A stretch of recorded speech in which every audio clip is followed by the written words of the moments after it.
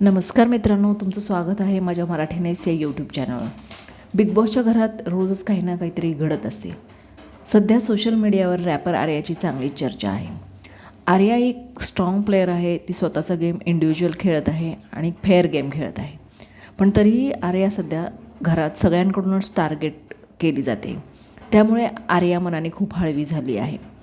Garden एरियात निक्की आणि अरबाजचं काहीतरी झालेलं असतं. त्यावेळेस बी ग्रुप बसलेला असतो आणि ते चर्चा करत असतात की ह्यांचं हे काय चाललेलं असतं. त्यावर जान्हवी हे सगळं ऐकते आणि निक्कीला आणि अरबाजला जाऊन सांगते.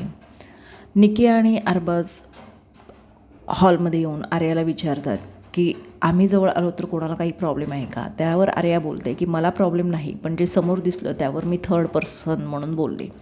अभिजित पण बोलतो की मला काही प्रॉब्लेम नाही, हे तुझं पर्सनल आहे. पण त्यावर निक्की आर्यावरच भडकते. दुसऱ्या नॉमिनेशन टास्कमध्ये पहिल्यांदाच जान्हवी आर्याला नॉमिनेट करते. आर्या फेअर गेम खेळते आणि पहिला बझर दाबून इरिनाला नॉमिनेट करते. पण टीम बीला अभिजितला बझर दाबायला द्यायचा असतो, कारण अभिजितच्या गळ्यात वैभवची पाटी असते. त्यामुळे आर्यावर सर्वजण चिडतात. ती सांगते की माझी पण काही कारणं आहेत, मला पण स्वतःला फेअर गेम खेळायचा आहे. पण तिचं कोणी ऐकून घेत नाही आणि तिला इग्नोर केलं जातं आहे. नंतर जान्हवी तिचं पांघरून लपवते. त्यावेळेस ती जान्हवीचं पांघरून ओढते. त्यावर निक्की येते आणि दोघी मिळून आर्याला खूप बोलतात. निक्की लाथ मारते, जान्हवी धक्का देते, तरी पण आर्याच्या बाजूने कोणीच स्टँड घेत नाही. वर्षाताई हे सर्व पाहतात. त्यांना समजतं की आर्या हळवी झाली आहे. त्या तिला जवळ घेतात आणि खूप समजवतात आणि आर्या त्यांच्याजवळ रडायला लागते. परत किचनमध्ये जेवायला आल्यावर आर्या जेवायला घेताना निक्की बोलते की हिने मोठा बाऊल भरून डाळ घेतलेली आहे, परत सर्वांना कमी पडेल.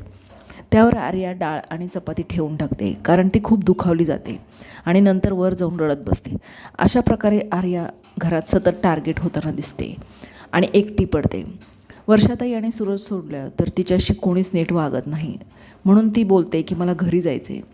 निक्की जेव्हा तिच्या जेवणावर आली आणि आर्याने ती डाळ परत ठेवली, ते बघून प्रत्येकालाच खूप वाईट वाटलं. तुम्हाला काय वाईट वाटलं ते कमेंट सेक्शनमध्ये नक्की सांगा. व्हिडिओ आवडला असेल तर लाईक करा, शेअर करा आणि सबस्क्राईब करा. थँक्यू.